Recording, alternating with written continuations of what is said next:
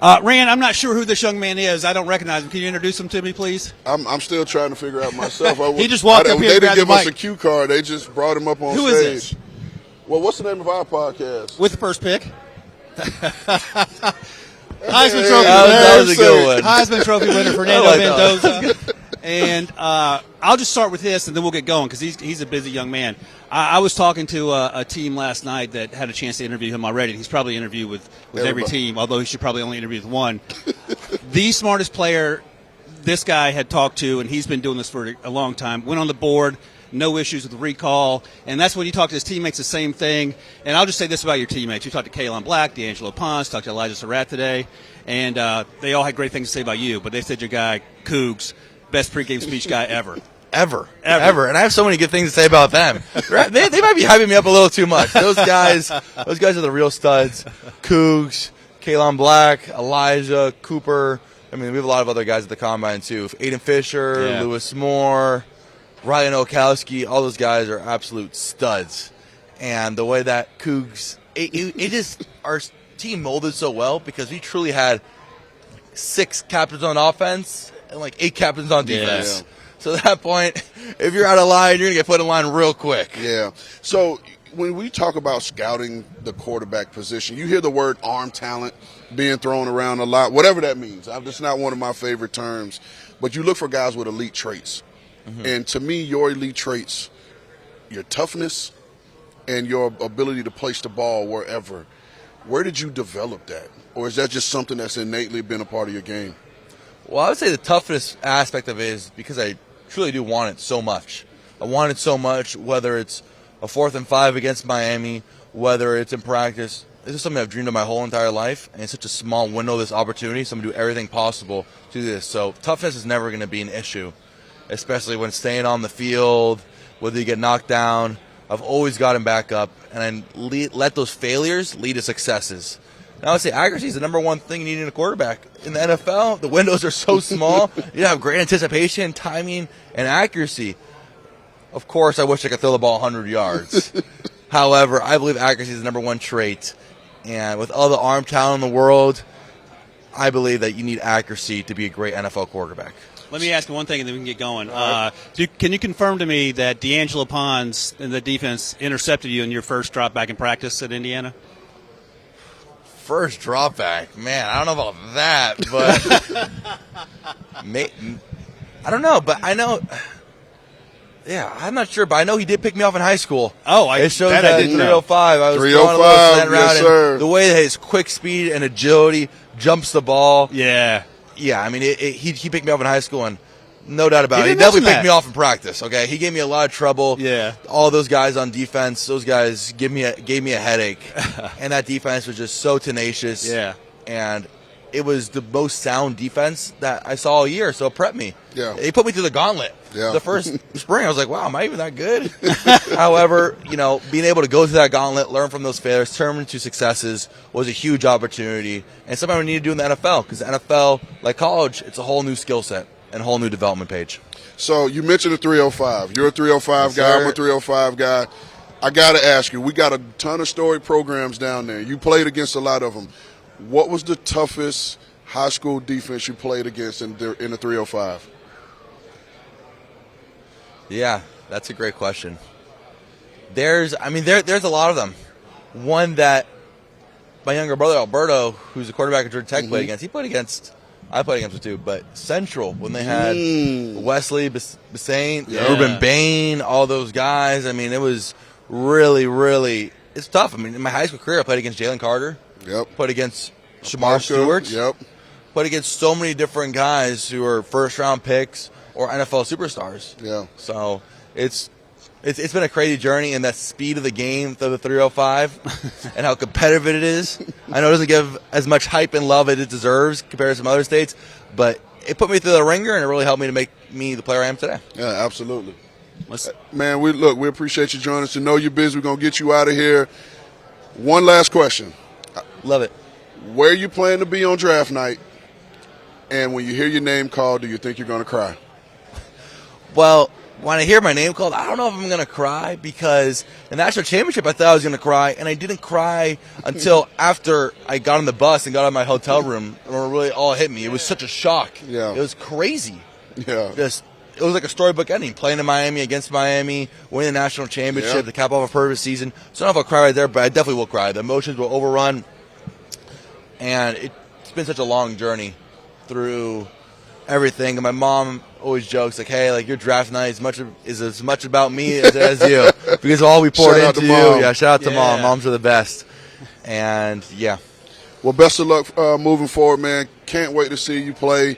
And Fernando Mendoza, ladies and gentlemen. With the first pick. thank you guys. God bless. Any coach that you've met so far different than what you expected? NFL coach? Yeah, in all your meetings so far. Different than expected. I think all the coaches that I met with were fantastic. But I'm not I mean, saying it were was they like- good or bad, but you see guys on TV, you watch I every think game. that- Was I anyone watch different? every game. Ooh. I mean, they're all kind of grilling me. I think LaFleur from the Arizona Cardinals, he was a great guy. Munkin from the Cleveland Browns, he was giving me, he was giving me some stuff about Georgia and not choosing Georgia and choosing Indiana over Georgia. He's So still it was holding great. that against you. Yeah. I mean, he recruited you. And then Aaron Glenn, he was great too. He was grilling me too, along with Kubiak. So all those formal interviews were great. And like you said, like everyone says, it's the biggest interview of your life. So every opportunity that I've had, try to make the most of it. Any crazy questions? Like, is there or what was the one most bizarre question you got? Oh, yeah. Not football related. Not football related. I would say one about, hey. I don't know if I can say that. Yeah, I don't know if I can say that. But I definitely got some crazy questions. Fernando, However, are we going to come such back a with a. tease. I know. It was, hey, maybe you should get arrested. And I was like, I was a little confused, but then it was like the slide. So I don't get it. hopefully I don't get arrested. I don't get that one. So you can slide in the draft. Oh, wait! Can you tell us who said that? It was not one of the teams I had a formal interview with, so I'm not gonna. I don't want to expose the team, but it was That not was one of the teams I had kind formal of interviews. clever. Yeah, It it was was very a little clever. clever. At first, I was like, "Wait, I'm not gonna get arrested," and I was like, "Oh yeah, I got it." Oh, so you're dropping the draft. Makes Yeah. sense. Whichever team drafts me, I'm more than happy. More than happy. Okay, I have a question for you. I have an answer for you. Do you know how to frown? Yeah. It's like, be mean mugging somebody. I'm not saying I'm the best at it. I'm not like I'm not gonna be there at the UFC standoff, mean mugging somebody and intimidating them. However, my mom has really instilled this optimism in me because at heart, very type A. I'm a perfectionist. So there's times I would say I talk down or I think not always the optimistic thoughts. And my mom has always told me, hey, you gotta think optimistic. You gotta speak optimistic, so then optimistic things will happen. I know, but your resting face is a smile. I Yeah. tried to search for a picture of you not smiling, and it was really hard. Yeah, I'd say this is my resting face right here. So, like how I Okay. go to sleep at night. Maybe I do like some plastic surgery and give myself a frown. No, All right. don't lose it. All right, cool. So All when right, I I'll see lose you it. on the sideline from the sideline in a few years, you better still. Yeah. If people could drive, I'll smile. I'm joking. Clint Kubiak described you as a winner. If you could pick only one word to describe yourself, what would it be? A competitor. A competitor because although that we won this year, throughout my entire career, a long college career where I played 3 years of college football, there were a lot of heartbreaking losses. I played my redshirt freshman year, 49-50, lost to Caleb Williams. Last year, 38-39 against Cam Ward. And I've enabled those failures and turn them into successes and turn them into moments where I've been able to be poised in late moment situations, in the clutch drives. Whenever I dug my team into a hole, I've been always able to dig them out because of those past failures and past experiences. When you say competitor, that obviously makes us think of Tom Brady. John Yeah. Spytek sat right here and told us that any quarterback, Tom Brady would be involved in his development. If there's one thing you really want to learn from Tom, what is it? I would say his system and his discipline, the way that he has the system, the TB12 method. I've already read the book. Everything that he's all about is something that I've always emulated as a football player. And whatever the coaching staff, coaching point says, hey, Fernando, we need to get better at this, this, and that, I'm like, hey, Tom, how do I get better at this, this, and that? If I do get selected by the team, Mr. Spytek, the Raiders.